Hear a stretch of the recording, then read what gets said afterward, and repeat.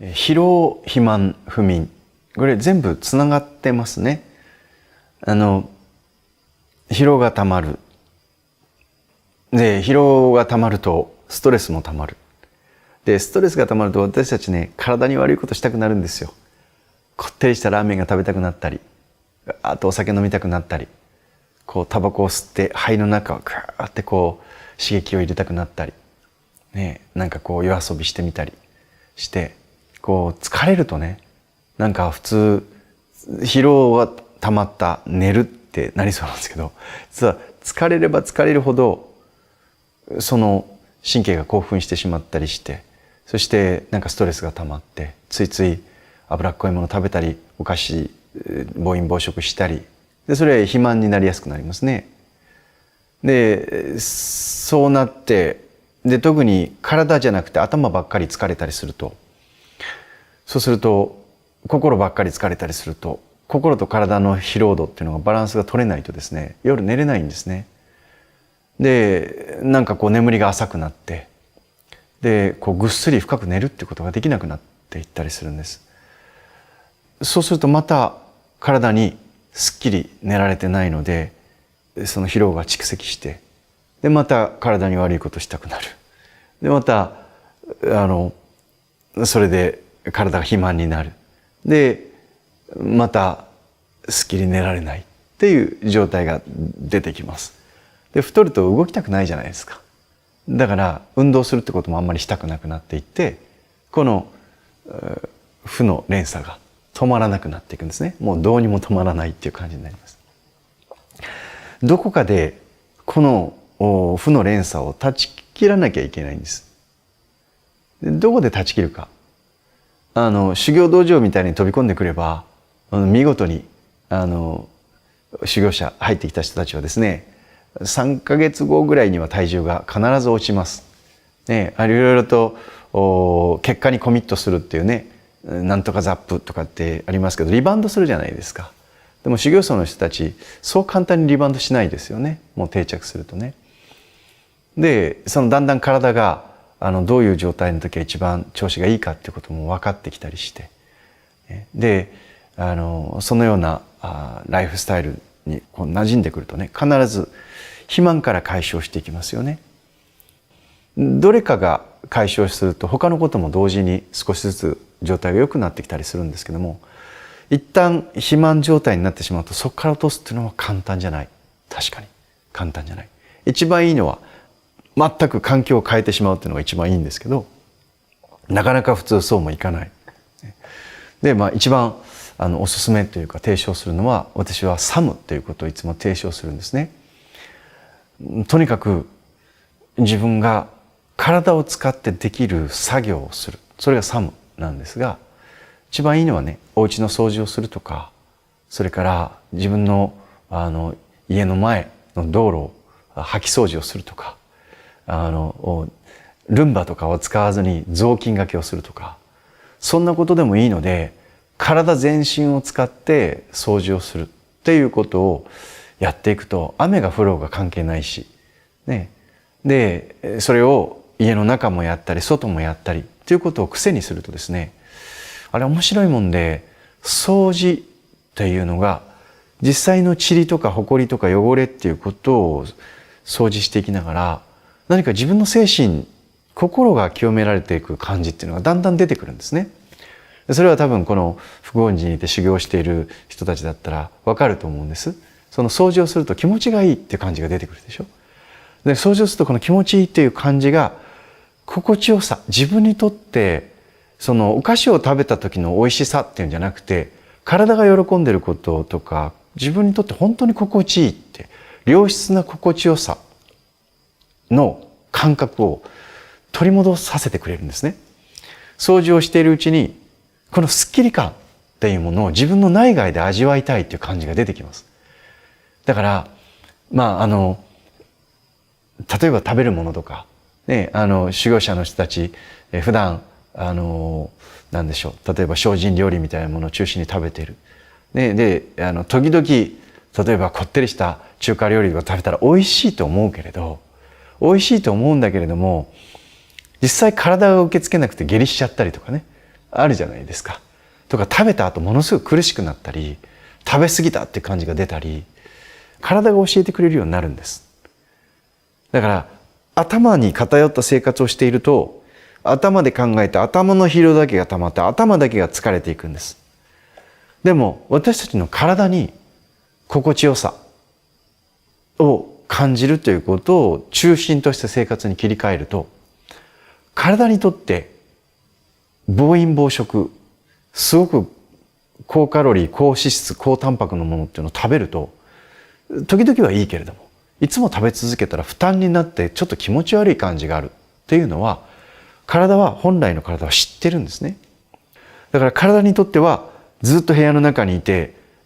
そして、汗も一日一回もかかないというよりは、外に出て汗をかいたり、日光に当たったり、体を動かしたりというのは気持ちいいって感じると思うんですね。でその気持ちよさに従った生活がもし自分のライフスタイルの中でそういう生活ができるんであれば、体が喜ぶ生活を中心にしていると、この疲労、そして肥満、そして不眠という生活にはならないんですね。頭が喜ぶ生活をしていると、ゲーム付けとか、なんかパソコンずっとやってるとか、スマホをずっと見てるとか、でポテチを食べてるとか、ね、そうするとなんか寝れない。だけども体をしっかり動かして太陽の光にも当たって、心と体に両方とも心地いい疲労が出てくると、夜自然と眠くなるんです。で、そうすると睡眠がそこに訪れる。ね、そしてそこに体にとって最適な状態のプロポーションが訪れる。そして疲労もするけれども疲労も抜けやすくなるということが起きたりします。ね、なので、私が荒治療としてもしね、なかなかでも修行者みたいな生活はできませんっていうんであれば、お勧めしているのが、とにかく太陽の光を浴びてですね、思いっきり動くっていうこと。で、運動ってやって続く人ならいいんですけど、なかなか続かなかったりするんですよ。いろんなこと言い訳にして。だけれども、一日思い切って、例えばお風呂の場の掃除をしたり、部屋の掃除をしたりっていうことを、どっか一箇所、全部やろうと思うと、もう、なんていうんですかね、やる気がなくなっちゃうので、一箇所、冷蔵庫の中だけとか決めて、徹底的に掃除をすることから始めるんですね。で、そうすると、なんかすっきりした感、前に進んだ感っていうのがあるんですね。で、そこで自分が動くことの楽しさっていうのを覚えるわけです。汗だくになって冷蔵庫の掃除しなきゃダメですよ。汗だくになって、天井とか換気扇の中まで、お風呂も掃除した方がいいですね。で、そうやって徹底的に一箇所やるっていうふうにして、体を使ってそれをやるっていうふうにすると、なんか疲れて、その日ちょっと寝たりするんですよ。で、もう一個は睡眠です。そうやって、サムと言われるような掃除をしつつの運動。なんかベルトコンベヤーみたいなのの上でこうやって走ってる運動。それもいいですけど、それより掃除した方がいいですよ。スッキリ感が違います。ね、なんかフィットネスとか行ってこうやってうーってやってやった気になると思うんですけども、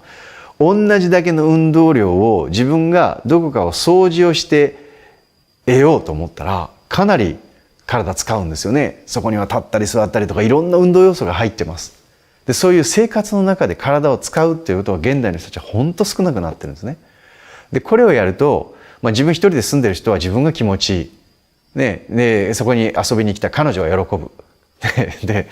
家族と一緒に住んでたら家族が喜ぶ。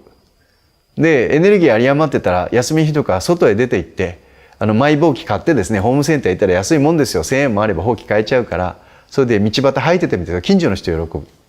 ね、で、それで自分も運動になる。そうしているうちに睡眠が訪れるんです。で、時々ですよ、目覚まし時計も何にも使わないで自動的に目が覚めるっていう睡眠をどこかで1週間に1回でも取った方がいいですね。ね、そういう日を作っていく。だから徹底的に体を使う。徹底的に心と体を使う。そして徹底的に寝る。これを中途半端にしておくと、中途半端な睡眠しか訪れなくなっていきます。だから私たちの体は徹底して心身を使うと自動的に眠りが訪れるようにできてるんですね。で、この感覚がつかめると、一日やったらそれがその次の日、その次の日って習慣になっていくんですよ。ですから私は、以前もこの一問一答でもやったことあると思うんですけども、最後にうちはお風呂に入った人がですね、私の家族は最後にお風呂に入った人が全部天井から何から全部ですね拭いて水滴を取って出てくるんですけど、結構お風呂入って汗を流したのにまた汗かくぐらい汗かいたりするんですね。でもそんなことをするとなんかもうそうやって寝るっていう習慣がつくとですね、なんか一日の最後ちょっとすっきりして寝れるとかね、なんかそういうふうにして、すっきり感の伴う心身ともに健全な運動をした方がいいですね。それに体を使った掃除っていうのは最適だと思います。とにかく徹底して体を使う、そして徹底して寝る。自動的に目が覚める、自動的に眠くなる。でこのサイクルが出てくると、そうすると先ほど言った疲労、肥満、そして不眠ですね。この不眠と疲労っていうものが少しずつ解消してくると、そんなに暴飲暴食しなくても済むようになってきたりします。満足するようになってくるんですね。どうしても疲れると早食いになる、高カロリー、高脂質、高タンパクのものを食べたくなる、体に悪いことしたくなるっていう悪循環に陥ってしまうので、それは非常に良質の睡眠が取れてないっていうことによってもそういうことが起きてきます。でそうすると仕事のパフォーマンスも下がって、物覚えも悪くなって、そしていろんな事故とか怪我とかもしやすくなって、ますますイライラすることが増えて、そしてどんどん負のループにはまっていってしまうんです。それを断ち切る方法は徹底して動くこと、そして徹底して寝るっていうことですね。そのことによってその生活のリズムが良い方向へ転換してくるきっかけができてくると思います。